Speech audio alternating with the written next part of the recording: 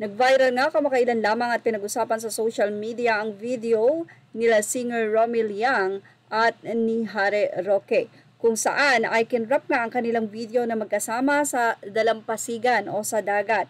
At doon nga ay may mga birong salita pa si Harry Roque, kung saan ay nilinaw nga ito ni Christy Fermin sa kanyang vlog.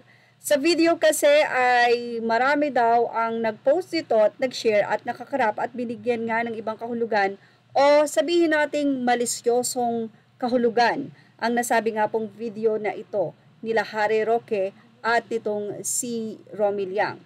Sa nasabi ngang YouTube channel ni Christy Fermin, ang Showbiz Now na kasama si Romel Chica at Wendell Alvarez.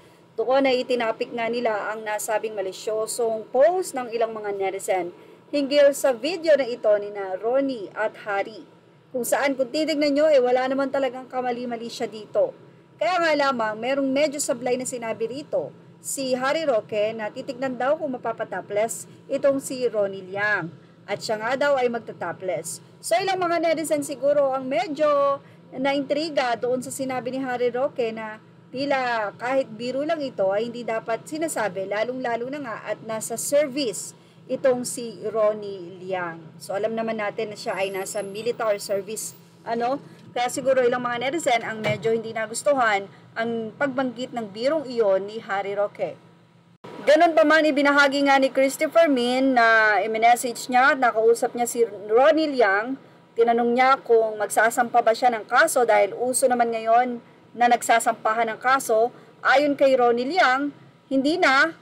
At magsasayang lang siya ng panahon at oras. Ang inihiling niya lang ay i-update sana yung totoong nangyari. Ito po kasi ay vlog ni Harry Roque kung saan ay parang nagkaroon sila ng charity sa isang lugar na migay ng mga tulong at ilan sa mga kasundaluhan ay kasama ni Ronnie at marami sila doon. Crafted nga ang nasabing video at tinira lamang itong si Harry Roque at itong si Romel Yang para lang bigyan ng hindi magandang impresyon sa mga manonood. Well, alam niyo na kung ano ibig sabihin nun para sa views or whatever.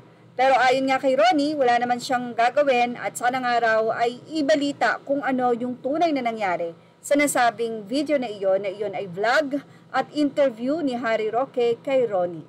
So yan na po, malinaw na po ang update na ito ni Christy Fermin. Siyempre, ang update na yan ay kinikredit natin ng buong buo kay Christy Fermin sa kanyang YouTube channel, Showbiz Now na.